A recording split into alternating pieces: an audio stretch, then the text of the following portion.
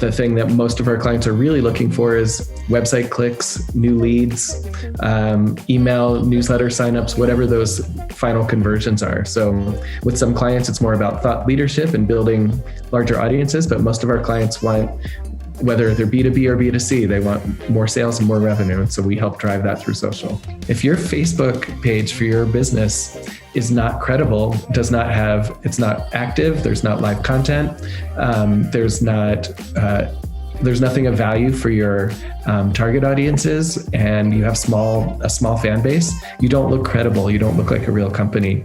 I was just talking to someone who does marketing for home services companies like plumbers, HVAC, that kind of thing. We work with those companies all the time. And one of the issues they have is they just want to run ads, and they don't realize that if someone clicks on your ad and then goes back to your Facebook page and there's nothing there, or very little, or it's poorly written, or it's not useful, they're going to be less likely to buy from you. Your ads are always going to perform better if you have good engagement on your page. And obviously you have to pay for a lot of that engagement. So if you're just doing targeted post boosts of your own content and you're not sharing more of that more engaging content, you're missing an opportunity. So even if you share that, if you put some money behind that real simple article about how to save money with your, how to save on your energy bill. If you put some money behind that, even though it's not driving traffic to your website, it's building more engagement on your page. It's building more more reach, but also that's a piece of content that people are more likely to share with their circles than something about the special promo you have on some windows. Makes perfect sense, right? A Facebook page is not designed to be a megaphone for your sales message. And, I'm personally a huge believer in that. This podcast itself will be sliced into a number of different ways and turned into organic content that goes up on Facebook and our other social channels for our business. And because these kinds of unique perspectives, just adding value, not a sales message, just adding value is what we should all be doing. We know that as people. When people go to the hardware store to find, to find an 1/8 inch bit, they're not there to buy the bit. They're there because they need a hole in the wall. And so you have to think about it's not features and benefits, right? Or it's not just features, it's more the benefits of what you do. So even if you're selling, it should still be from the point of view of what am I doing for you? How am I helping you? How am I making your life better? And a mix of that sales message along with just a generous helping of we also just want to be there for you and help you out, builds more affinity and then improves your overall sales process.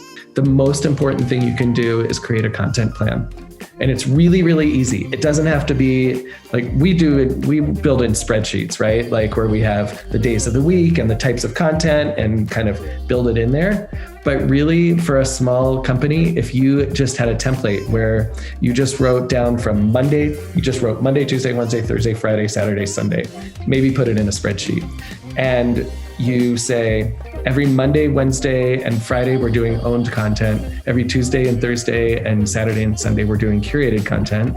And you just kind of put a few prompts in there to help you do that. You're already going to have you're going to be a lot further along. So yeah, trust is the key, whether you're selling a consumer product or you're trying to sell a decision maker at a company on your business solution. Like, they have to know that you're real, that you're legit, that the products work, that they're safe.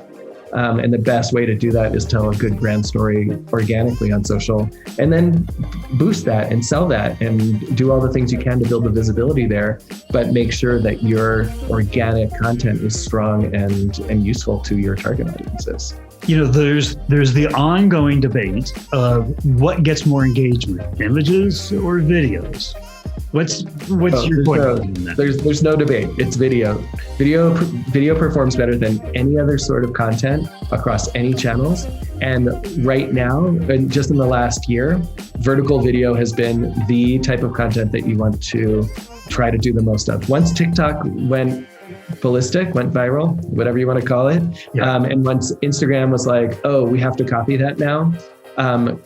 with Reels, vertical video has just become the best type of content to use in your posts and your ads, wherever, if you want really high engagement, good performance, and a low cost per action. Ads are always going to perform better with less copy on the image.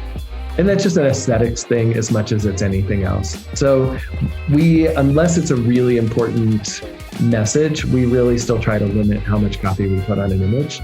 Quotes do really well. So my technical term for it is words on images, which, feel free to use if you need to. I know It's very, very specialized, jargony, but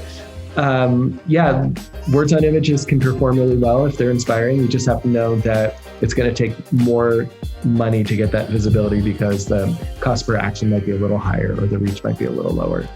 What's the one recommendation, if you boiled it all down, that you wanted to leave us with today?